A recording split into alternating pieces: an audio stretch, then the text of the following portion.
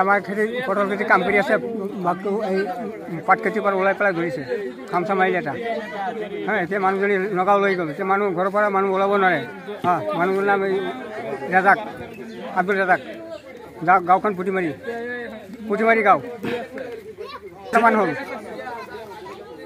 এতিয়া বাঘখন লুকাই আছে জংঘলত কলগছৰ তলত ৰাতিপুৱা ৮টামান বজাত পুঠিমাৰি গাঁৱৰে আব্দুল ৰেজাক নামৰ মানুহ এজনে তেখেতৰ পটল খেতি ঘৰৰ ওচৰতে পটল খেতি চিকুণাই থকা অৱস্থাত পিছফালৰ পৰা বাঘে আক্ৰমণ কৰে।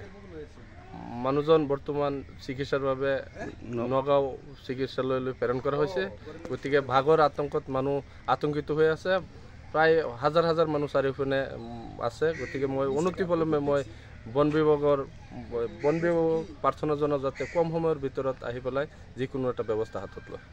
নাম আব্দুল ৰেজাক আৰু এতিয়া টাইমটো আমি একো ক'ব নোৱাৰোঁ তেতিয়া মানুহজনক তাৰমানে পটল খেত বাচি আছিল, কাম কৰি আছিল, তাত মানুহজন দৌৰাৰ পিছত আকৌ যেতিয়া মানুহজনৰ চিঞৰ শুনি কিনি আৰু সেইফালে আৰু এজন মানুহ আছিল, সি তাৰমানে দেখিছে বাঘ মানুহজনৰ ওপৰত আছে। থকাৰ পাছত মানুহ যেতিয়া চিঞৰ বাখৰ কৰিলে তেতিয়া সেই মৰাপাত খেতিতে আহিছে। আমি যেতিয়া এনেকুৱা এইটো ছাইডৰ পৰা গৈছোঁ মানুহজনক বচাবৰ কাৰণে, তেতিয়া আমি দেখিছোঁ এইটো কলগছ আছে যে এই কলগছৰ ফালৰ পৰা সি এনেকুৱা ওলাব বিচাৰিছিল। যেতিয়া আমি হাল্লা দিছোঁ তেতিয়া আকৌ মৰাপাত বৰ্তমান আপোনালোকৰ বাঘটো ক'ত আছে? বাঘটো এতিয়া মৰাখৰ এইটো খেতিতে আছে ন? বন বিভাগে আপোনালোকৰ ওচৰত কিবা যোগাযোগ কৰিছে? বন বিভাগ আহিছে? কোনো যোগাযোগ কৰা নাই, কোনো হেৰি কৰা নাই। স্থানীয় আৰক্ষী প্ৰশাসন আহিছে নে? কোনো অহা নাই। গাঁৱৰক্ষী বাহিনী আপোনালোকৰ লগত যোগাযোগ কৰিছে নে? কোনো যোগাযোগ কৰা নাই। আমি এম্বুলেন্স ফোন কৰিছোঁ, এম্বুলেন্সৰ সহায় পোৱা নাই। যিগৰাকী ব্যক্তিক বাঘে আক্ৰমণ কৰিছে ব্যক্তিগৰাকী পৰিয়ালৰ লোক তথা ব্যক্তিগৰাকীৰ নাম কি?